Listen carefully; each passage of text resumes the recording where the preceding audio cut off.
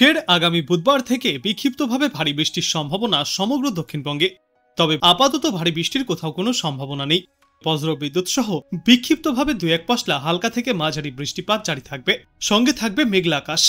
কখনো কখনো আংশিক মেঘলা আকাশের মাঝে রোদের দেখা মিললেও তা বেশি সময় স্থায়ী হবে না, আর তাপমাত্রা স্বাভাবিকের ওপরে থাকবে। সঙ্গে জলীয় বাষ্প বেশি থাকায় আর্দ্রতাজনিত অস্বস্তি বিরাজ করবে।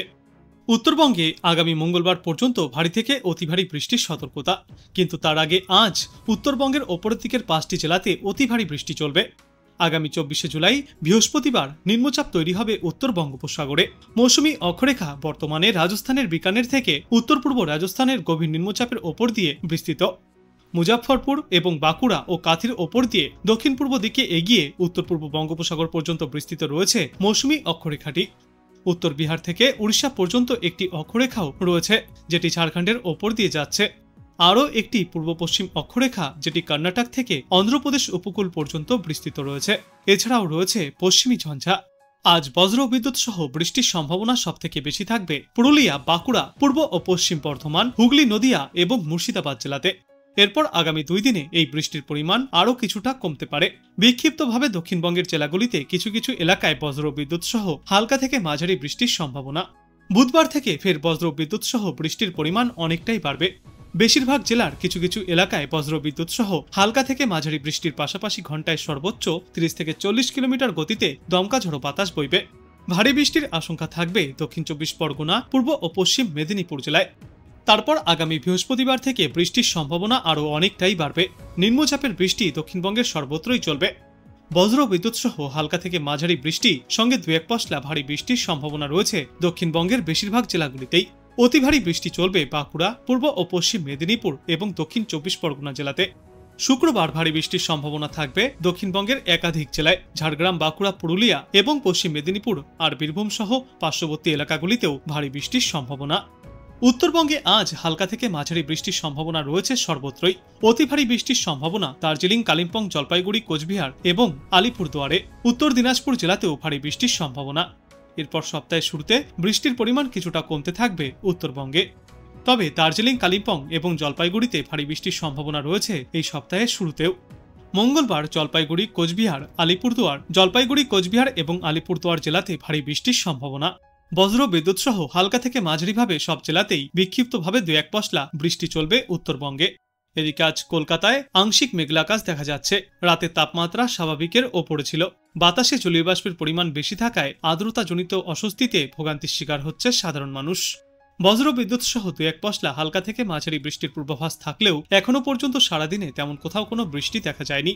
তবে আগামী বুধবার এবং বৃহস্পতিবার নাগাদ ফের কলকাতা সহ পার্শ্ববর্তী এলাকাগুলিতে ভারী থেকে অতি ভারী বৃষ্টির সম্ভাবনা রয়েছে। আজ কলকাতায় সর্বনিম্ন তাপমাত্রা ছিল 27 ডিগ্রি সেলসিয়াসে এবং সর্বোচ্চ তাপমাত্রা থাকবে 33 ডিগ্রি সেলসিয়াসে। বাতাসে আপেক্ষিক আর্দ্রতার পরিমাণ থাকবে 77 থেকে 97%। কর্ণাটকে প্রবল বৃষ্টির সম্ভাবনা রয়েছে। ভারী থেকে অতি ভারী বৃষ্টির সম্ভাবনা কর্ণাটক, সিকিম এবং উত্তরবঙ্গে। তামিলনাড়ু, পন্ডিচেরি, করাইকাল এবং উত্তরাখণ্ডেও অতি ভারী বৃষ্টি চলবে। ভারী বৃষ্টির জন্য রাজধানী দিল্লিতেও রয়েছে সতর্কতা। পাঞ্জাব, হরিয়ানা, চণ্ডীগড় এবং দিল্লিতে বিক্ষিপ্তভাবে ভারী বৃষ্টি চলবে। ভারী বৃষ্টির সতর্কতা অরুণাচল প্রদেশ, অসম, মেঘালয়, নাগাল্যান্ড, মণিপুর, মিজোরাম এবং ত্রিপুরাতে। সৌরাষ্ট্র, কচ্ছ, ছত্তিশগড়, হিমাচল প্রদেশ, কঙ্কন, গোয়া, লাক্ষাদ্বীপ, মধ্য মহারাষ্ট্র এবং উড়িষ্যাতেও রয়েছে এই বৃষ্টির সম্ভাবনা।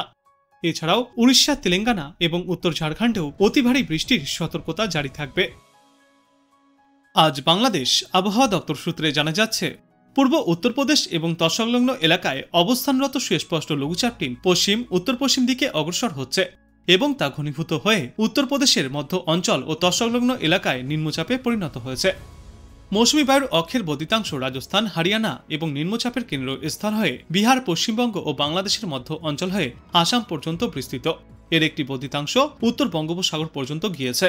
মৌসুমী বায়ু বাংলাদেশের ওপর মোটামুটি সক্রিয় এবং উত্তর বঙ্গোপসাগরে মাঝারি অবস্থায় রয়েছে। চট্টগ্রাম ও সিলেট বিভাগের অনেক জায়গায় এবং রংপুর, রাজশাহী, ময়মনসিংহ, ঢাকা, খুলনা ও বরিশাল বিভাগের কিছু কিছু জায়গায় অস্থায়ীভাবে দমকা হাওয়া সহ হালকা থেকে মাঝারি ধরনের বৃষ্টি অথবা বজ্র বৃষ্টিপাত চলবে। সেই সাথেই চট্টগ্রাম ও সিলেট বিভাগের কোথাও কোথাও মাঝারি ধরনের ভারী থেকে অতি ভারী বর্ষণ চলবে। সারা দেশে দিন এবং রাতের তাপমাত্রা সামান্য বাড়বে। আগামীকাল রংপুর, ময়মনসিংহ, চট্টগ্রাম ও সিলেট বিভাগের অনেক জায়গায় এবং রাজশাহী, ঢাকা, খুলনা ও বরিশাল বিভাগের কিছু কিছু জায়গায় অস্থায়ীভাবে দমকা হাওয়া সহ হালকা থেকে মাঝারি ধরনের বৃষ্টি অথবা বজ্র বৃষ্টিপাত জারি থাকবে।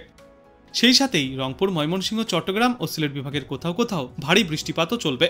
সারা দেশে দিনের তাপমাত্রা বৃদ্ধি পাবে এবং রাতের তাপমাত্রা অপরিবর্তিতই থাকবে।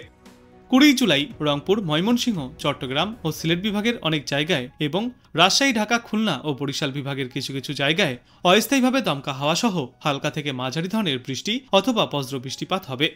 সেই সাথে রংপুর, ময়মনসিংহ, চট্টগ্রাম ও সিলেট বিভাগের কোথাও কোথাও মাঝারি ধরনের ভারী থেকে অতি ভারী বর্ষণ চলবে।